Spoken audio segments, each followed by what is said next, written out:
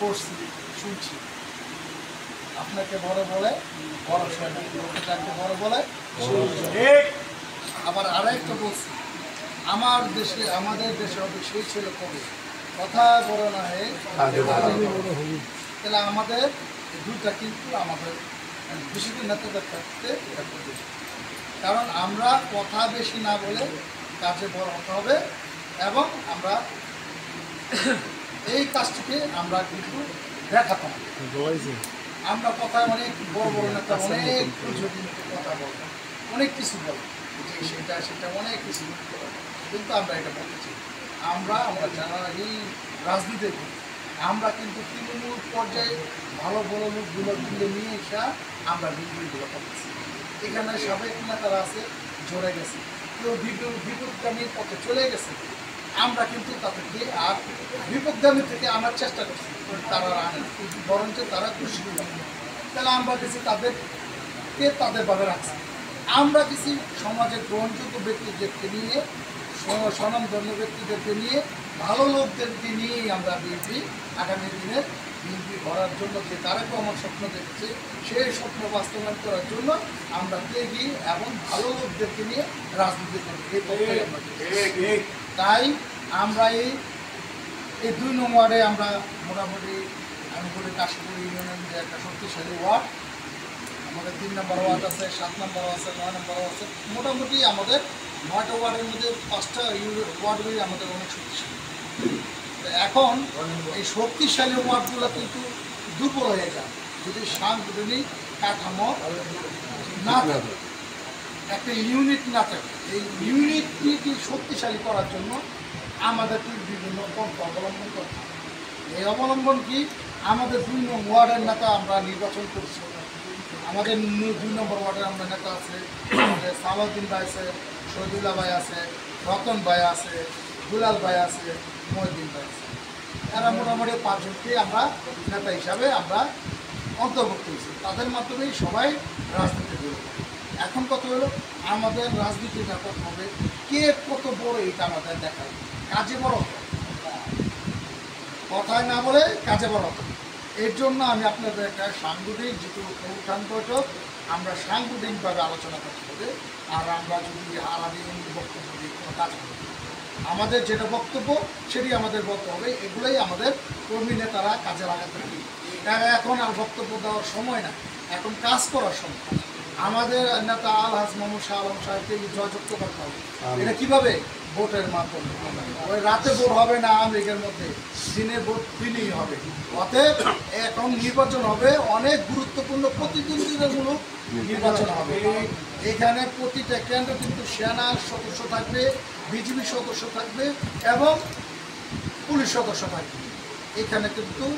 চুরি বাটপারি করার কোনো সুযোগ থাকবে না তাহলে আমাদের কি করতে হবে আমাদের কর্মীদেরকে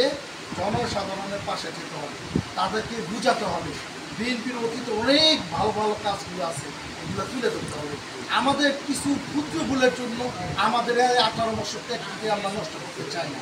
আমাদের 18 বছর আমাদের উপরে যে জুলুম নির্যাতন করেছে বলতে হবে যারা আমাদের মাঝে কিছু বিএনপি বিপদগামী নেতা আছে তারা বিভিন্ন ভুল ত্রুটি করছে তাদেরকে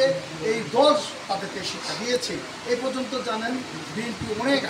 প্রায় 3000 না 5000 লোকের মতন বহিষ্কার করা হয়েছে এটা আপনারা জানছেন দল তাদেরকে শিক্ষা দিচ্ছে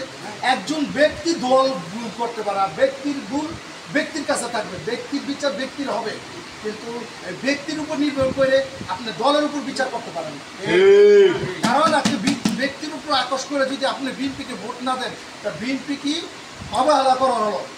আগামী ভবিষ্যৎ প্রজন্মকে নষ্ট করা হবে একজন যদি খারাপ নেতৃত্ব কুচক্র মহল যদি ক্ষমতায় আসে তাহলে দেশ আর দেশ থাকবে না দেশ অন্য জায়গার মাধ্যমে বিক্রি হয়ে যাবে তাহলে আমরা এই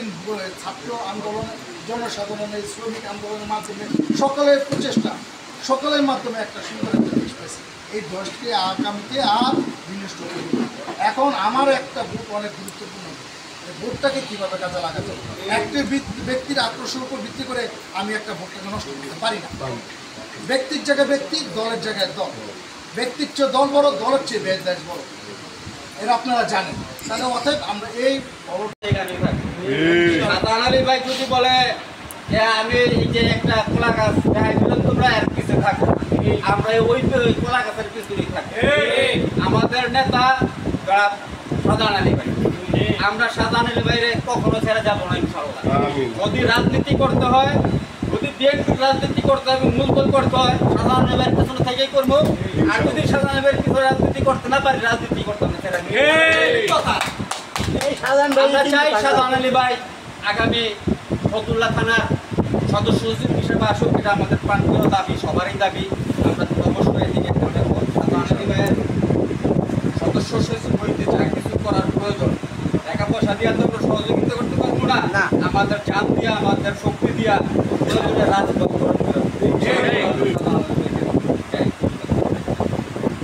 এখন একটা ইসে ছিলাম, আজ সাবের সাথে কথা বলতে পারি না,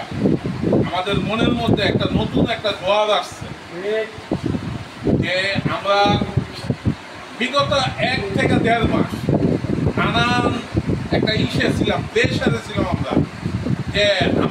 আমরা মনে হয় ভুল দিকে যাচ্ছি, আমরা অনেকে এই হয়েছে সেই হয়েছে, অমুকে কাছে করে দায়িত্ব পাইছে, অমুকে এই হইতেছে, কিন্তু আজকে আমরা তার প্রমাণ পাইলাম যে না, আমরা সঠিক পথে আছি। অনেকেই বলতো যে তোমরা কার পিছনে রাজনীতি করো। এই শুধু একটা ঘটনা বলি, যেদিনই যে কিসের সাক্ষাৎকার গেল, ওই সাক্ষাৎকারে আমরা যাই নাই। তখন আমার একজনে ফোন দিয়ে জিজ্ঞাসা করতেছে কি ব্যাপার, সবাই সাক্ষাৎকারে গেল, তোমাদের দেখলাম না কেন? তখন কোনো জবাব দিতে পারি না। যাক, খুশির বিষয়, আজকে আলম সাহেবের সাথে আমরা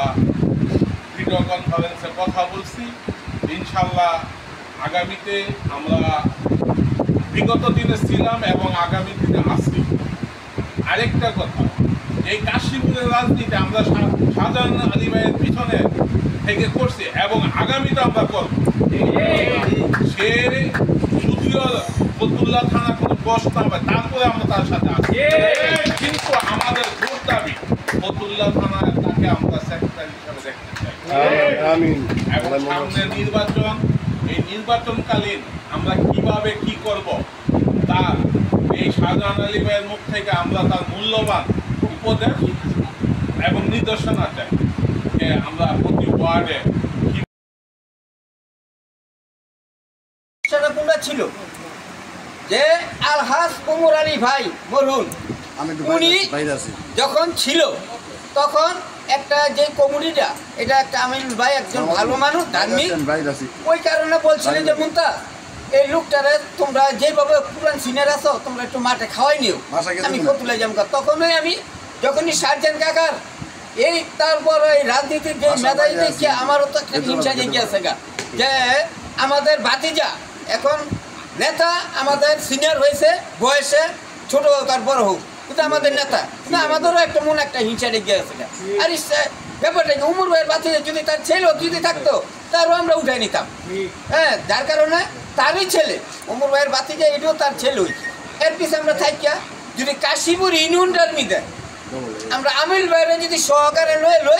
লইলে তার কাছেও কিছু লোক আছে, আমরা যাতে সবাই একত্রভাবে যাতে রাজনীতিটা করতে পারি, ওয়ার্ডগুলোও যাতে শক্তিশালী করতে পারি। এখানে আমার উদ্দেশ্য রইল কোনটা, একটা কাইম দিবেন আমার হাতে, আমি একটা ব্যাগ গেলাম, যদি 2টা দিন বাঙাটা কঠিন, আমাদের থানও দরকার আছে, ওয়ার্ডও দরকার আছে, ইউনিয়নও দরকার আছে, যাতে আমরা সুন্দরভাবে যাই হোক একটা, যাতে আমাদের একটা এখানের দিকটাতে একটা যেভাবে একটা হয়েছে উনি আমরা সমালোচনায় যাব না। আজকে আমি আমিল ভাইকে ভোট দিলাম যে আমিল ভাই আপনি আমার মিথ্যা কথাকে নিয়ে আমার একটা যে এই 8 মিনিট দিবেন,